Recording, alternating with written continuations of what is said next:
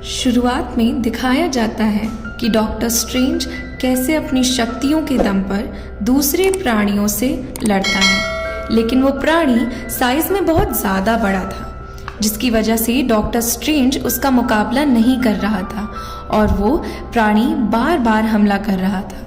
इसको हराने का एक ही तरीका था, वो था एक किताब के अंदर जिसका नाम था द बुक ऑफ विशांति। उसके अंदर हर प्रकार का मैजिक था जिसके दम पर बड़े से बड़े प्राणी का मुकाबला किया जा सकता था। उसको अपने मैजिक से जकड़ लेते हैं, लेकिन वो इतना ताकतवर था कि वो उसके चक्कर को तोड़ देता है। डॉक्टर स्ट्रेंज के पास एक ही रास्ता था, अमेरिका चॉइस की पावर लेकर उसका मुकाबला करे। ये पावर एक छोटी सी बच्ची के पास होती है। डॉक्टर स्ट्रेंज वो पावर अपने अंदर लेने की सोचते हैं और साथ ही अमेरिकन चॉइस की जान लेने की। तब वो बच्ची उसको बताती है कि आप तो लोगों की जान बचाते हैं ना, कि मेरी जान लें। वो प्राणी चॉइस को पकड़ लेता है। वो बहुत ज़्यादा डर जाती है। डॉक्टर स्ट्रेंज उस प्राणी पर हमला कर देते हैं और प्राणी के सभी हमले अपने ऊपर ले लेते हैं ताकि उस बच्ची की जान बच सके, और डॉक्टर की डेथ हो जाती है। तभी उसकी नींद खुल जाती है क्योंकि वो ये सब सपने में देख रहा होता है। फिर वो तैयार होकर अपने दोस्त की शादी में चले जाते हैं और दुल्हन को देखकर सोचते हैं काश उसकी शादी उस लड़की से हो जाए। तभी वहाँ पर एक घटना घटती है। बाहर की सभी गाड़ियाँ बेकाबू हो जाती हैं और डॉक्टर स्ट्रेंज बाहर आकर देखते हैं कि एक अनदेखी ताकत सब कुछ बर्बाद कर रही थी। फिर जब वो अपनी शक्ति से उस ताकत को देखते हैं, वो एक बहुत बड़ा ऑक्टोपस दिखाई पड़ता है और उसके शरीर पर कुछ लिखा हुआ होता है। वहाँ पर वॉग आ जाता है जिसके पास रस्सी जैसे कुछ ताकत होती है। वॉग और डॉक्टर स्ट्रेंज दोनों मिलकर ऑक्टोपस से लड़ते हैं और अमेरिका चॉइस को बचाते हैं। तब डॉक्टर को याद आता है कि वो उस बच्ची को तो उसने सपने में देखा था। तब वही बच्ची उसे बताती है कि वो कोई सपना नहीं था बल्कि हकीकत थी, और बताती है कि हमारे जैसे लोग दूसरे ग्रह पर रहते हैं जो कि हमारे क्लोन जैसे होते हैं। पर डॉक्टर स्ट्रेंज को उसकी बात पर यकीन नहीं होता और उससे सबूत मांगते हैं। अब वो बच्ची उनको लेकर उस जगह पर पहुंच जाती है जहां पर डॉक्टर स्ट्रेंज की बॉडी पड़ी मिलती है। डॉक्टर स्ट्रेंज हिल जाते हैं और उनको पता लगता है कि बच्ची के पास वो पावर है जिससे वो यूनिवर्स में ट्रैवल कर सकते हैं, और वो प्राणी हमला करने आया, वो किसी को भेजा हुआ था, और जो इन सब के पीछे है वो अभी जिंदा है। उसे हराने के लिए किसी ऐसे इंसान की ज़रूरत है जिसके पास वर्ल्ड ऑफ स्पेल की ताकत हो और मल्टी यूनिवर्स के बारे में जानता हो। डॉक्टर स्ट्रेंज की बॉडी को दफनाकर फिर वो वांडा मैक्सिमोफ के पास मदद के लिए जाते हैं। यहाँ पर वांडा को अलग की दुनिया थी। वांडा ने बहुत सारे लोगों को नुकसान पहुँचाया था। उसके बाद वो चाहती थी कि अलग दुनिया में वो अपनी ज़िंदगी गुजारे। तो डॉक्टर स्ट्रेंज वांडा से कहते हैं कि मैं बहुत बड़ी मुसीबत में हूँ और इस मुसीबत का मुकाबला बहुत बड़ा जादूगर ही कर सकता है, और मेरे सामने एक बहुत बड़ी जादूगर खड़ी है। तभी वांडा बोलती है कि इस वक्त अमेरिकन चॉइस कहाँ होगी। तब डॉक्टर को याद आता है कि अभी तक उन्होंने अमेरिकन चॉइस का तो जिक्र भी नहीं किया था। तभी उसे एहसास होता है कि इन सभी के पीछे वांडा ही थी, जो कि वो अब स्कारलेट विच बन चुकी थी और हरियाली जगह अब पूरी लाल हो जाती है। फिर डॉक्टर वापस आकर वोग और चॉइस को बताते हैं कि वांडा बदल चुकी है और उसकी शक्तियाँ भी बदल चुकी हैं। वोग पूछता है कि उसे ये सब क्यों किया। तब स्ट्रेंज बताते हैं कि वांडा को अपनी पुरानी ज़िंदगी बहुत ज़्यादा पसंद थी और उसे अपनी इस ज़िंदगी में बच्चे दोबारा से चाहिए थे। हालांकि इस यूनिवर्स में उसके बच्चे पास नहीं थे और दूसरे यूनिवर्स में वो बच्चे अभी भी कहीं हैं। इसीलिए वो अमेरिकन चॉइस को शिकार बनाकर हासिल करना चाहती थी, मगर हम ऐसा नहीं होने देंगे। फिर स्कारलेट आकर हमला करती है, पर वो ज़्यादा लोग देखकर खुद को कमज़ोर पाती है। फिर वो एक आदमी के माइंड को मैनिपुलेट कर देती है और वो आदमी धीरे धीरे कवच को तोड़कर वहाँ से भाग जाता है। इसी का फ़ायदा उठाकर स्कारलेट अपने पावर का इस्तेमाल करके उन सब को हरा देती है। अब यहाँ पर न्यूयॉर्क सेंटोरियम शामिल नहीं था, बल्कि लंदन हांगकांग के लोग आए थे ताकि वे आगे वोंग की सहायता कर सके। मगर यहाँ पर स्कारलेट का कोई भी मुकाबला नहीं कर पाता और एक समय ऐसा आता है कि वो डॉक्टर स्ट्रेंज के अपर मैप को भी ख़त्म कर देती है और सीधा अमेरिकन 24 के पास पहुंच जाती है ताकि उसे मार सके। इससे पहले कि वो उसे मार पाती, अमेरिकन 24 डर जाती है और उसके डरने से एक और पोर्टल खुल जाता है। 24 के साथ डॉक्टर स्ट्रेंज भी थे।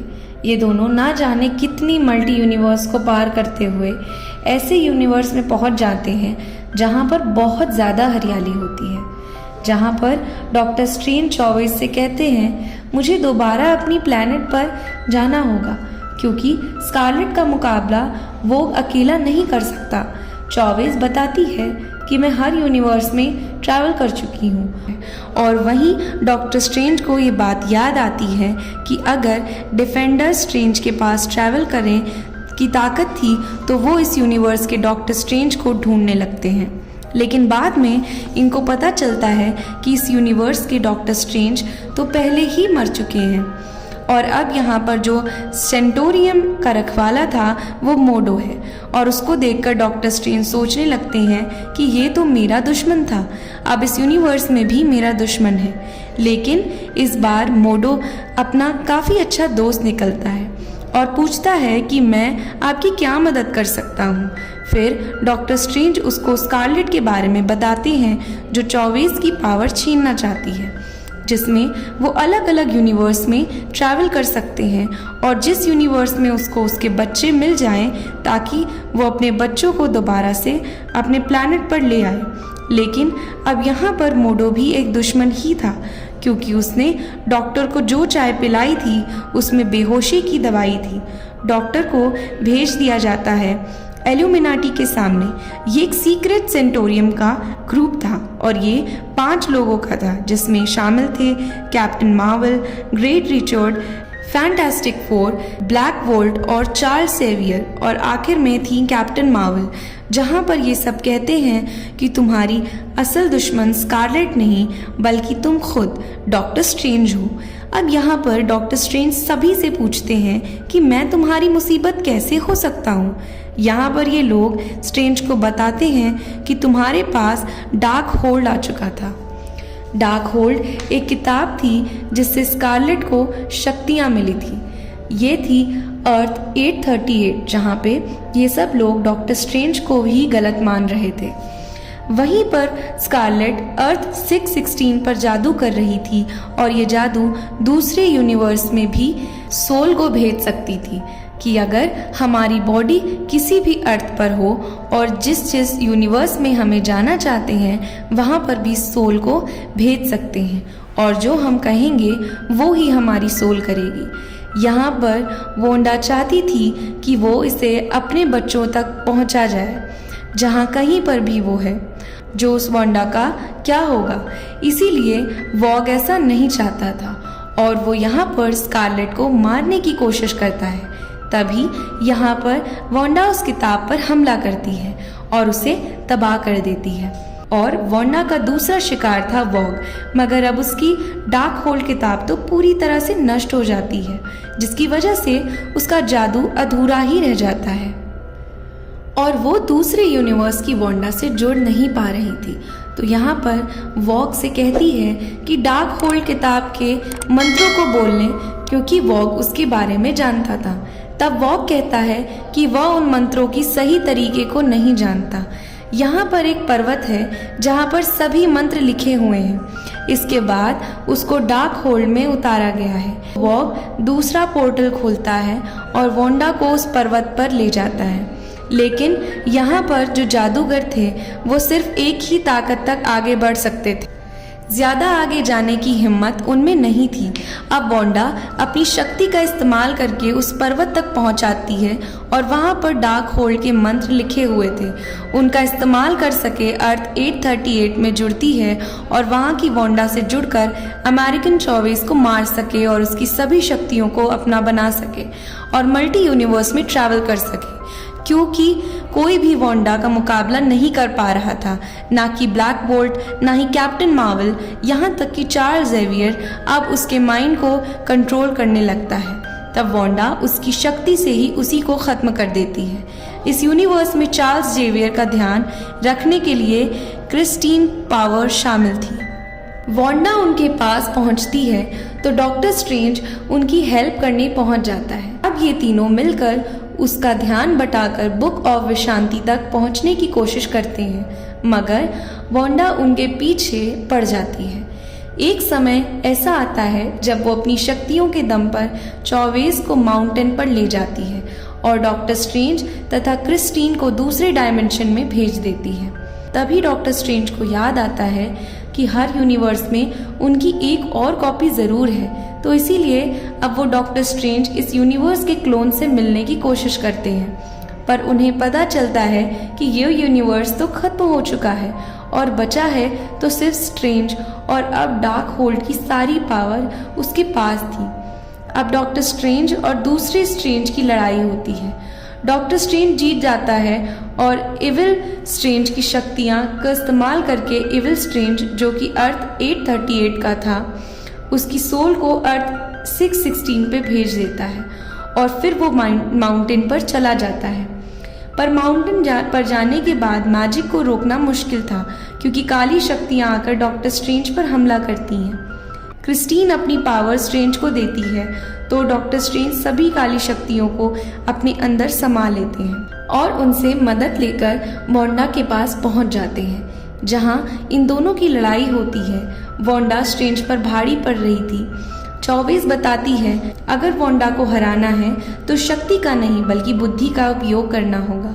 अपनी शक्ति से एक पोर्टल खोलती है और वांडा को उस यूनिवर्स में पहुंचा देती है जहां दूसरी वांडा होती है, जो अपने बच्चों के साथ खुशी खुशी अपनी ज़िंदगी जी रही थी।